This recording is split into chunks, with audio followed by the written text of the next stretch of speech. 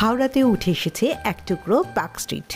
যারা এই ক্রিসমাসে park street যেতে পারছেন না তারা চলে আসুন হাওড়ার ইছাপুরের খুব কাছে এই ইকো পার্কে, যেখানে এসে দেখা মিলবে সান্টা ক্লজের সঙ্গে। তো পাচ্ছেন বিভিন্ন রকমের লাইটিং।